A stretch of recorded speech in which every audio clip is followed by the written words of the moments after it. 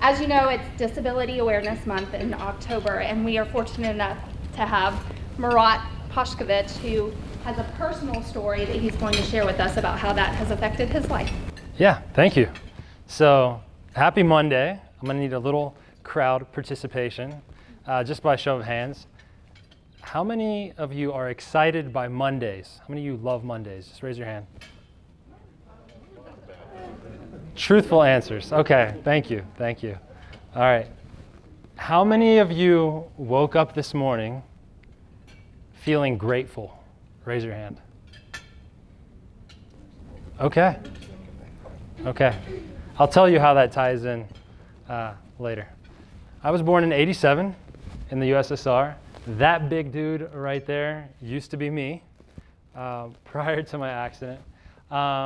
I'm 100% gearhead, obsessed with cars, all brands, obviously Porsche being my favorite. I grew up playing ice hockey. I played for 18 years. I love traveling. I'm told that I'm a decent cook. I like the eating part more than the cooking part, but love working out. So along with my 18 years of hockey, I was really big into powerlifting. I was in the gym 6 times a week. Sometimes eating between 3,000 and 5,000 calories. You know, fitness was always my thing. Like I said, love racing, F1, DTM, drifting, karting. Love music. I guess I'm a fun human being, if we want to put it that way. And I'm going to tell you how this spinal cord injury changed my life. So my mindset when I was 22, this is a picture about 3 months prior to my accident. I was traveling around, visited Dubai. I was working for a really, really cool performance shop in Atlanta. So I had the cool car, was finishing up Georgia State Business School. I got hurt on August 10th, 2009. It was 10 days before my last semester at Georgia State. And, you know, I come from an immigrant family, so we didn't come from much. So I had strong work ethic. My first job was at 13. Nothing ever came easy in my life. So my parents instilled that value, like I know what it means to earn $1, right? And you're gonna ask, why are you sharing that? Because getting through my recovery, that mindset is what got me through that, the hard work, and knowing that I have to dig deeper to get through what I was facing. So on August 10th, 2009, it was 10 days before my last semester in business school. I was with one of my hockey teammates and one of my best friends at the time.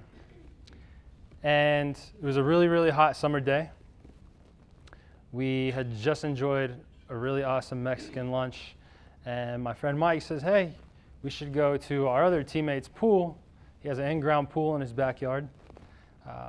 Let's cool off, let's enjoy the day, it's beautiful. I said, cool, let's do it. So we're out there, 3 guys, having fun, you know, being bozos, doing all the dives. How many of you enjoy swimming, the beach, water? All of you for the most part. How many of you dive into a pool or a body of water? Right? Okay. So you're very lucky because you haven't become a statistic. How many of you, if you've ever dove in, you know, disregarded the no diving sign, or didn't even think about how deep it was maybe, and you accidentally just grazed your chin or your nose or even your body touched the bottom of the pool? Show of hands. Extremely lucky. Okay? So, you know, diving is the 4th leading cause of paralyzing injuries in the United States. So I became that statistic on August the 10th. I did a running dive from the shallow end of the pool to the deep end of the pool. And my friend was on a raft a little closer to the shallow end. And I thought, I'm gonna make it. It'll be perfectly fine. I've done that dive before across the pool.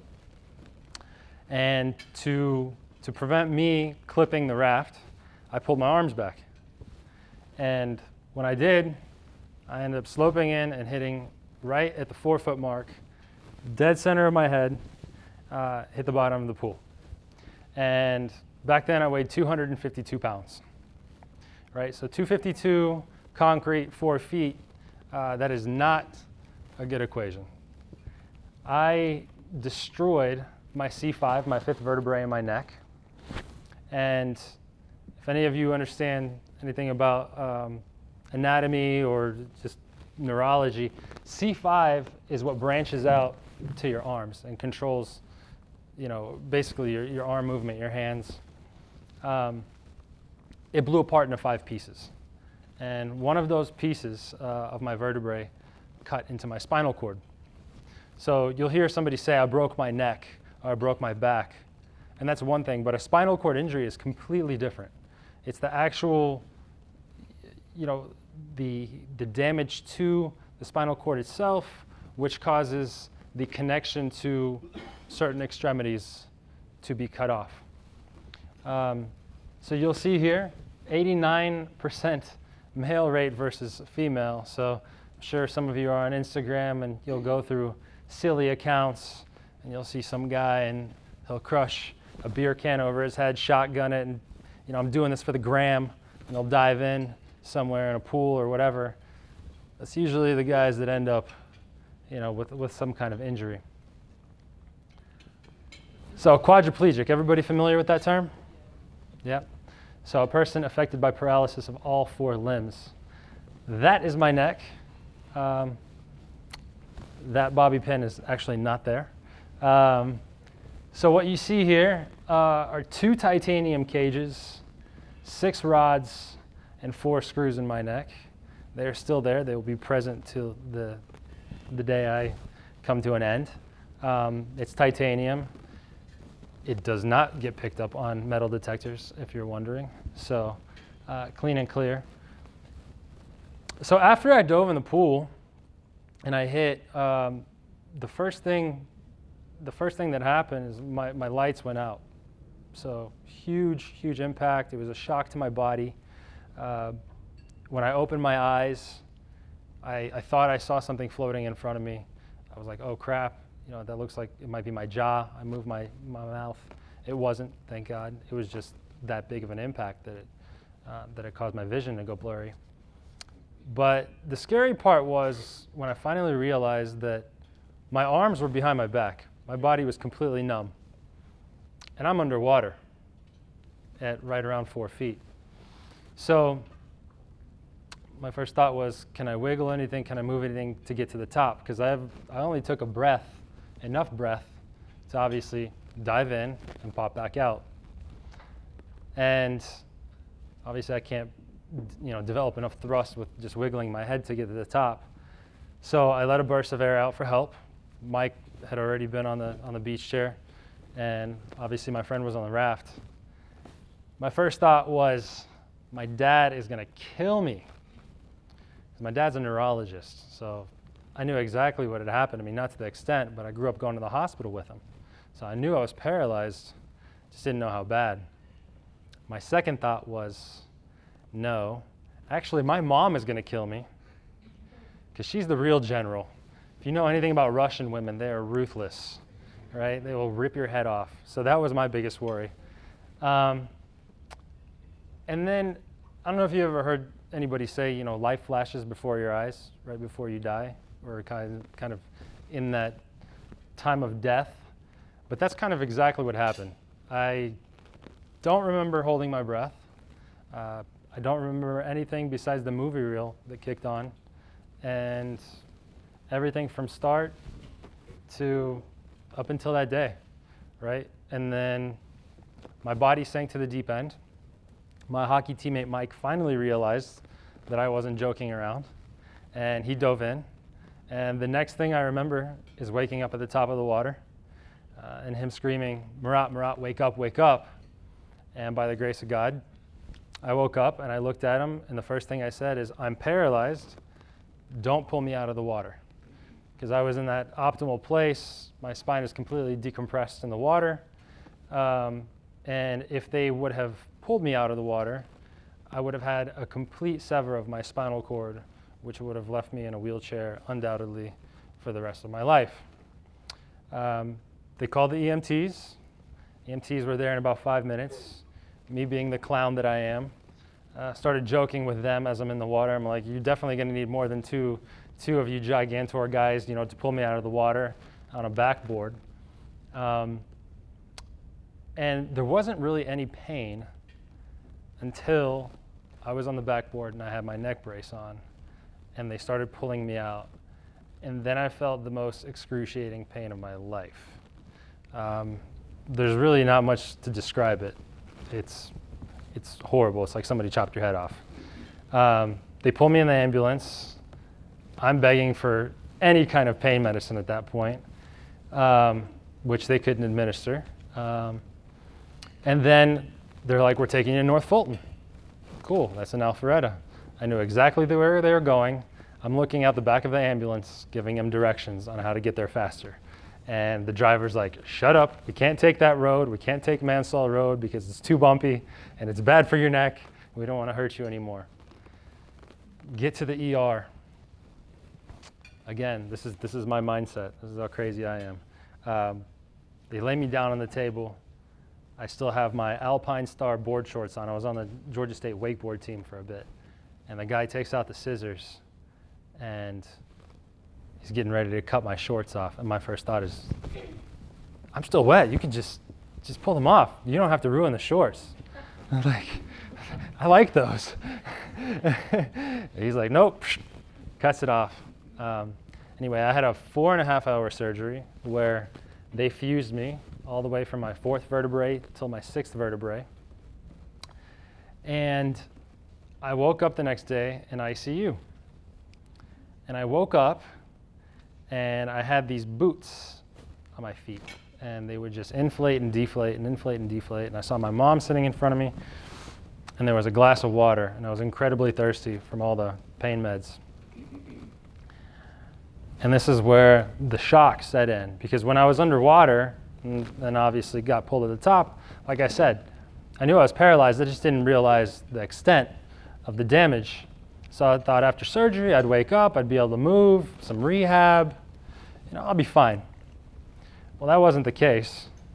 I woke up and all I could do was this, little chicken flap, as I like to call it.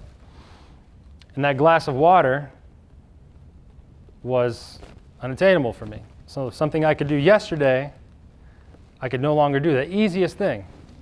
You guys have no idea how lucky you are to be able to reach out in front of you, pick up that glass of water, put it up to your mouth and drink.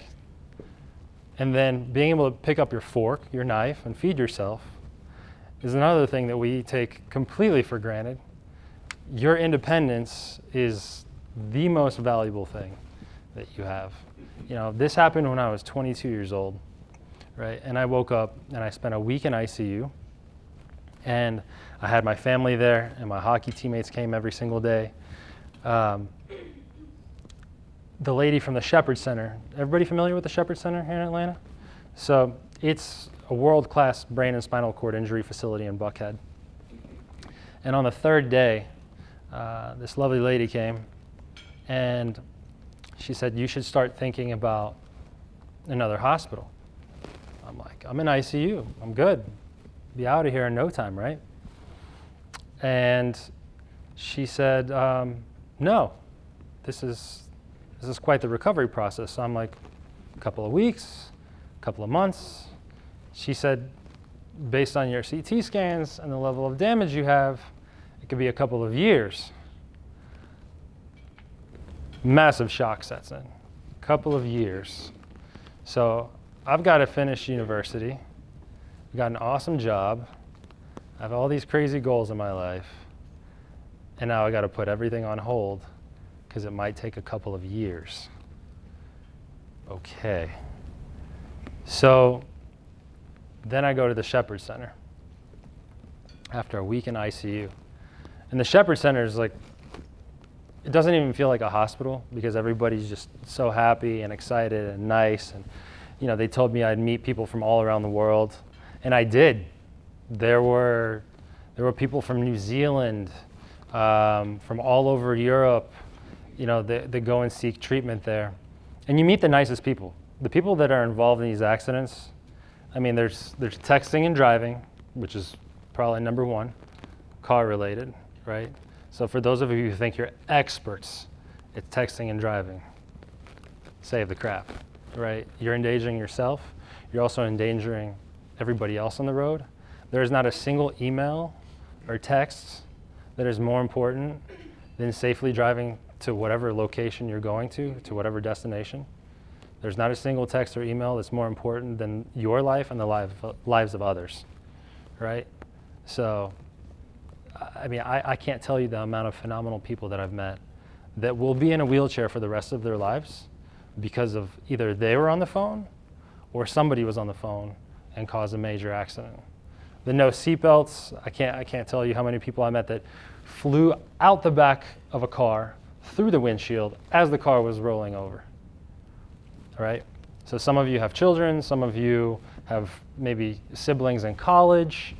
The amount of stories that you hear from people like leaving a party or a ball game, right, intoxicated, getting in the car with somebody that is, sitting in the back and putting their lives into someone else's hands is just astounding to me.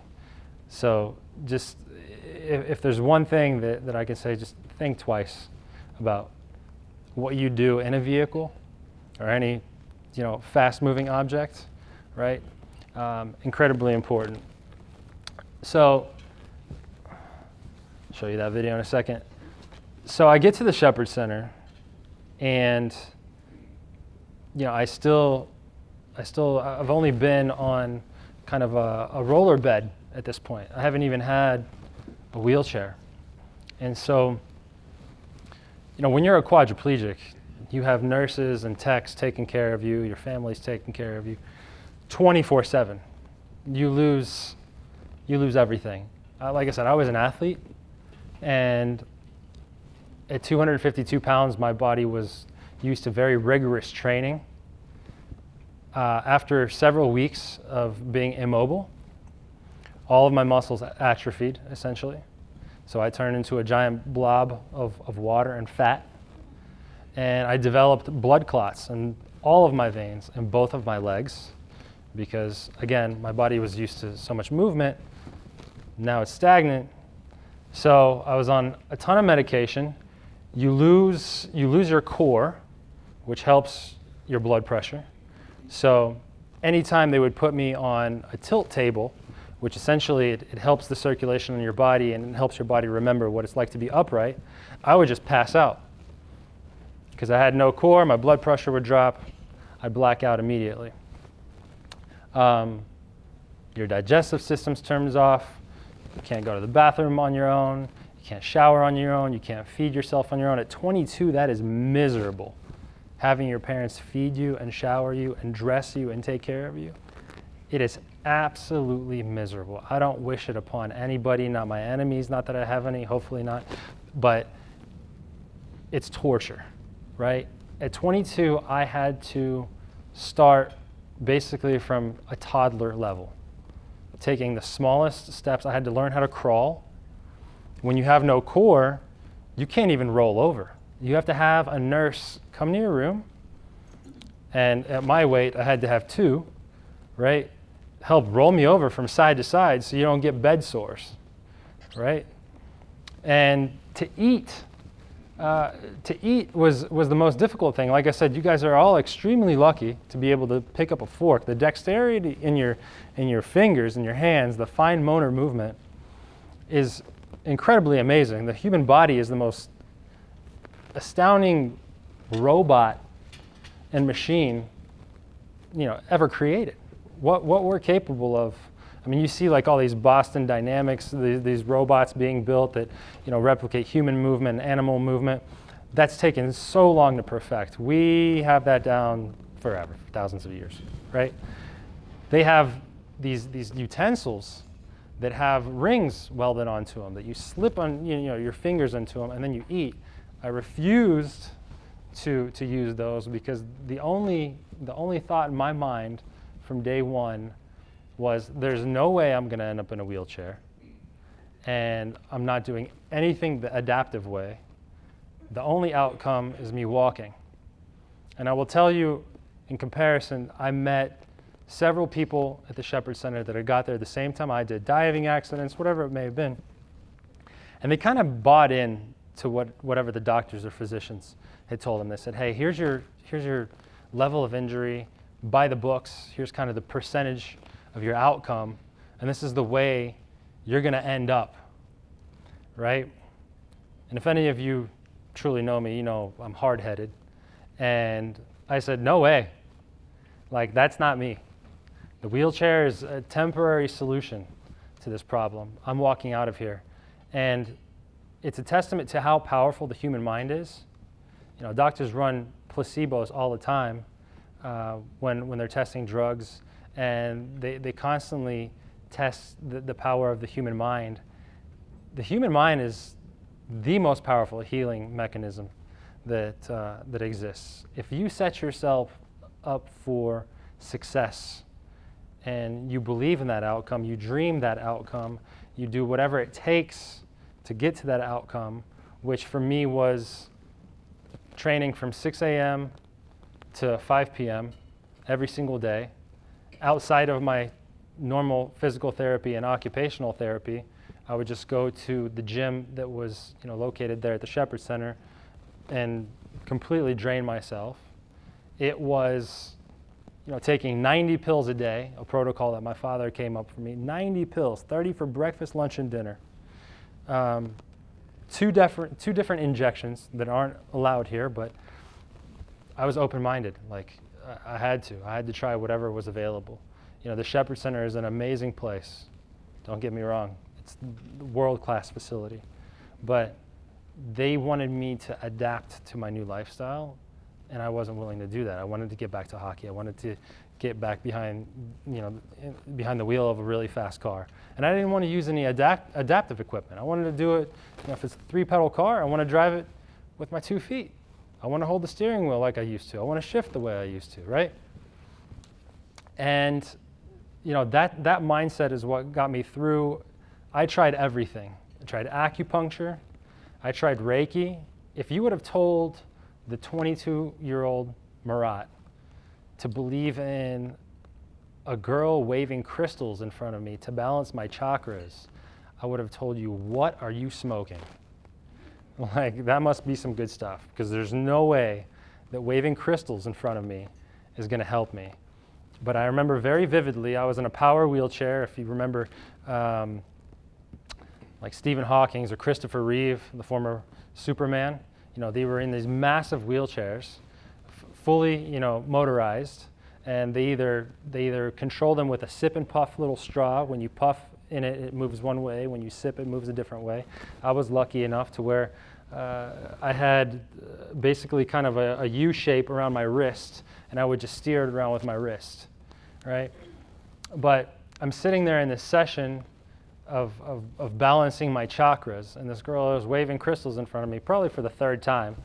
And you know, finally, it's like 30 or 40 minutes into the session, I feel like somebody just shoved my lumbar, my lower back, into me, because at that point, I haven't felt my body, right? And finally, I had like this stability. I was like, wow, okay, this crystal chakra energy balancing thing, there's something to it. All right, we'll keep going.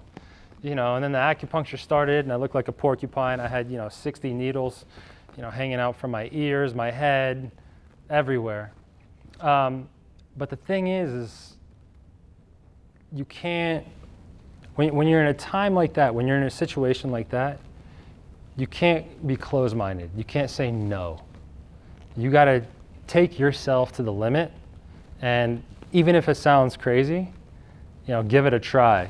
So I'm going to share this video. This is, like I said, August 10th was my accident, and this was probably a little over a month into my accident. Standing up, by the way, is one of the most difficult things one can do. First off, after losing all of the muscles in your lower body and core, to be able to push off the ground from a seated position, it's, I don't know, it feels like lifting 500 pounds, and then retaining your balance is a completely different thing. And we'll get to that. But All right, are we going?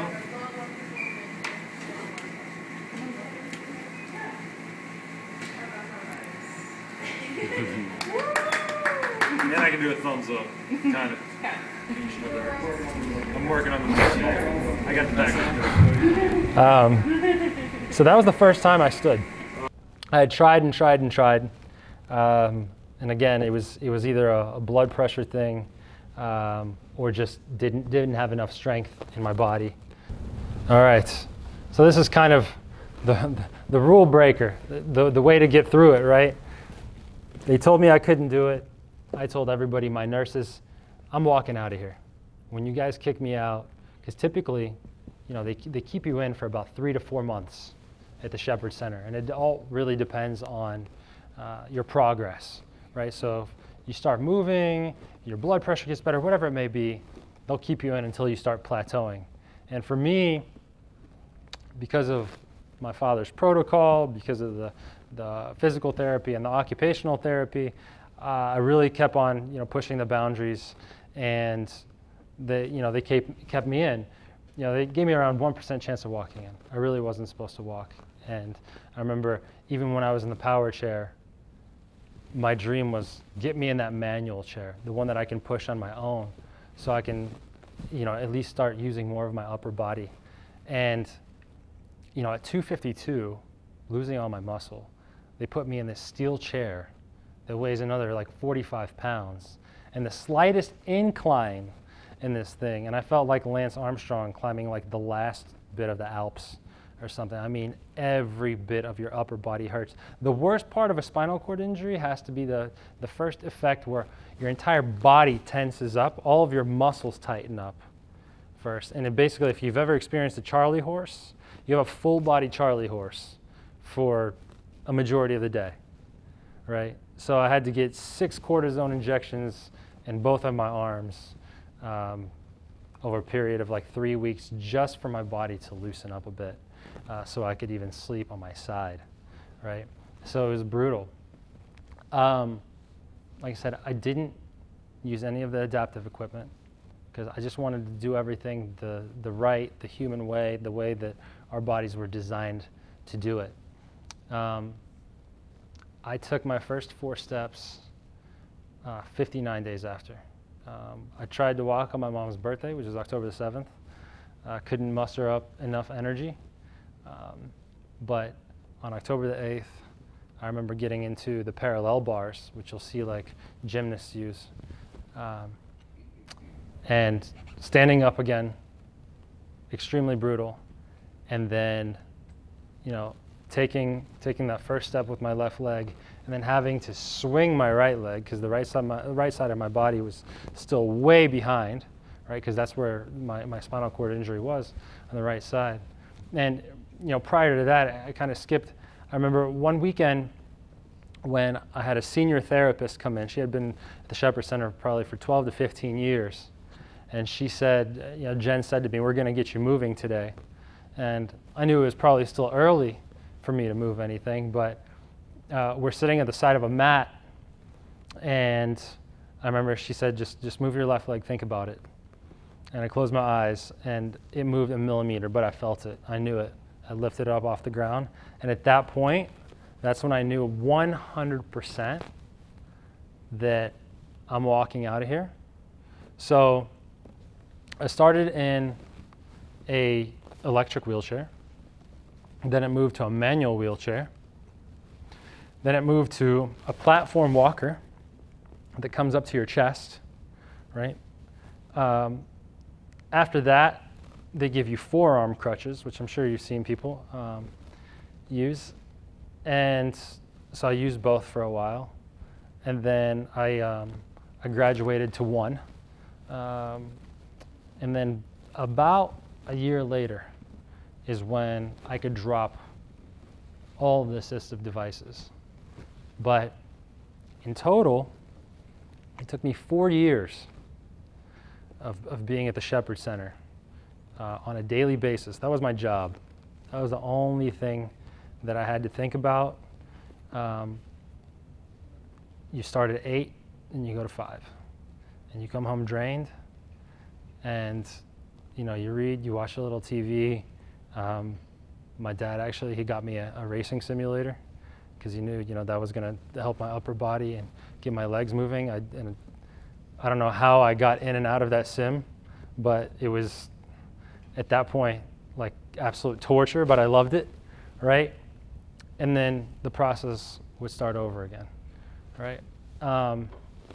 So I have another video to share, and that is taking some of my first steps.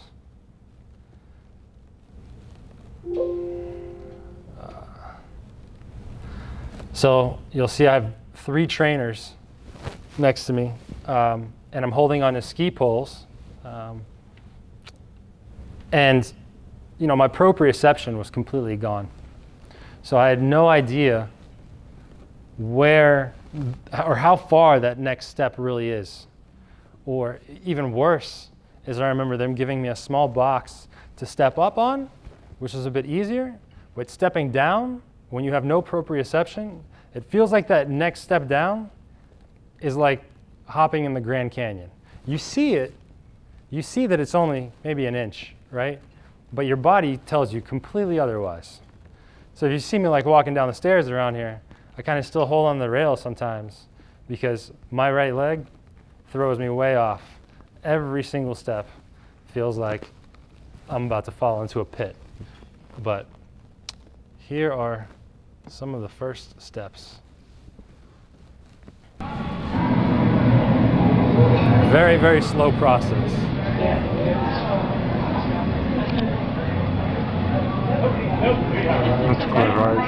Minimal core.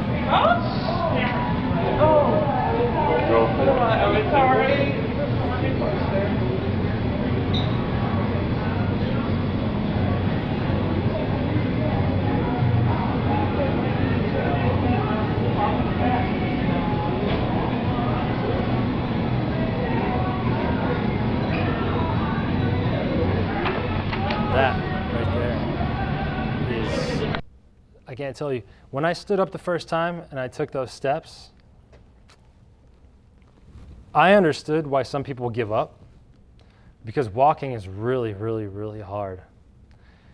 Again, you guys, it's not something that you think about, but you're given this gift on a daily basis, right? To do whatever you want, and for a majority of the time not think about it, right? And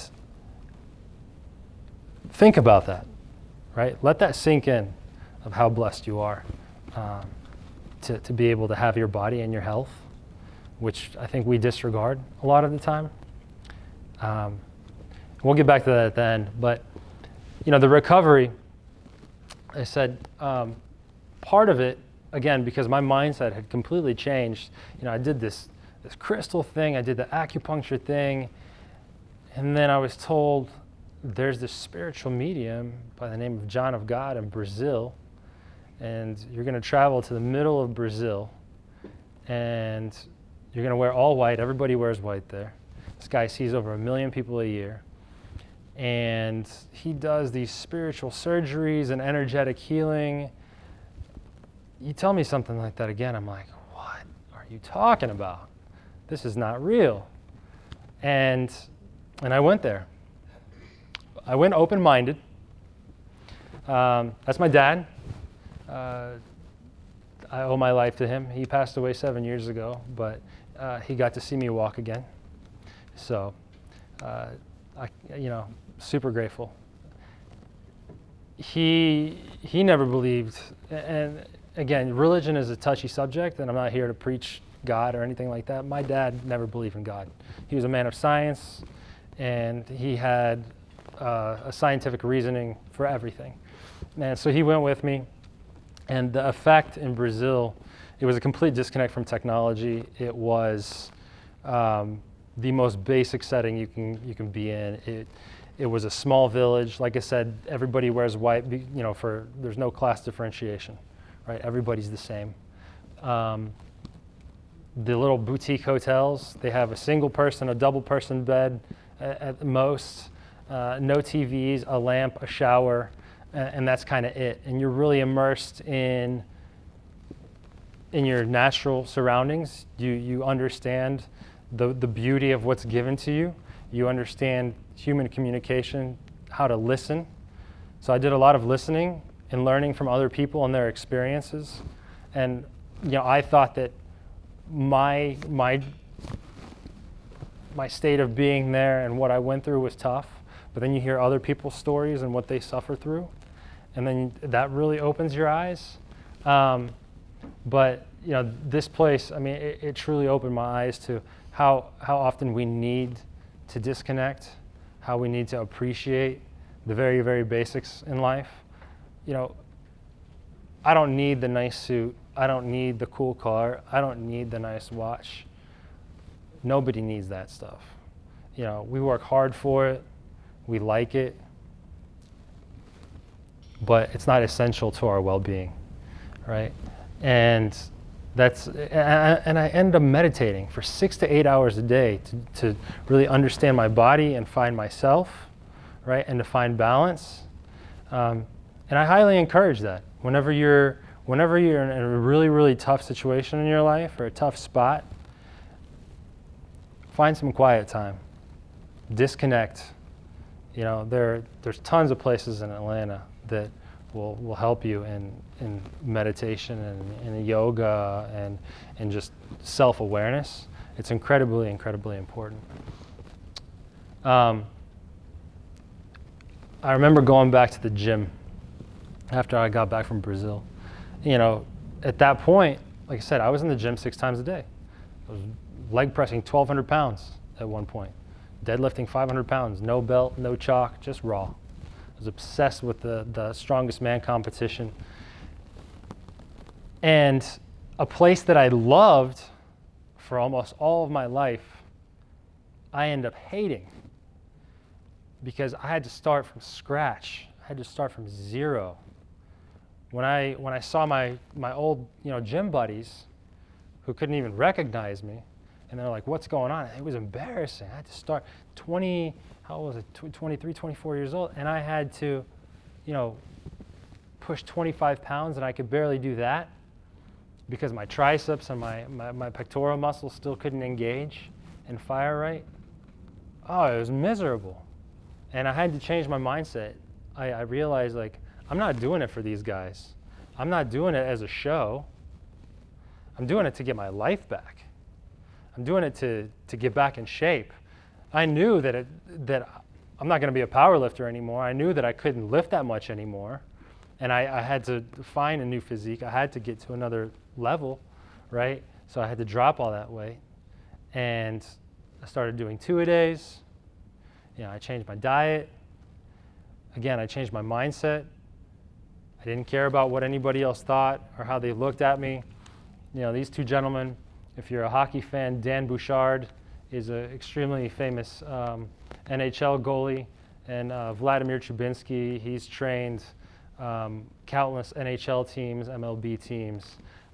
He works on a method called gravitational training, which with a certain belt technology, you can lift over 1,000 pounds, and it stimulates adult stem cell growth within your body from your core. But these two gentlemen played an integral role in me getting back, and of course my favorite, electrical stimulation, which I still do, but zap my body, zap my muscles, feed a bunch of electricity through it just to stimulate my body and help with the immune system. Let's see here. So, it all comes down to gratitude. And the reason I asked you how many of you feel grateful, and when you raise your hands, because, and here's one question for you. How many of you guys play this game with your friends where you ask, if you won the lottery, what would you do? Right? Show of hands. A lot of people do that. What would you spend your money on? What would you buy, right? Every morning when you wake up, you win the biggest lottery of your life. Okay? There's no amount of money that can replace what you guys have. You work for the best sports car company in the world. You guys come in here, I don't know, I come in here and I feel incredibly blessed. The energy here is amazing. The people here are world class, right? You're a product of your environment. The energy you bring in here, that you give off, other people feel that. We should collaborate more. We should help people. We have a big silo effect problem, right? Communicate, uplift one another, make the situation better for one another, right? That's if I didn't have my teammates around, if I didn't have my family around, if I didn't have my friends around, I probably wouldn't be the person I am today. That gave me the biggest boost, of my life, to have that support structure.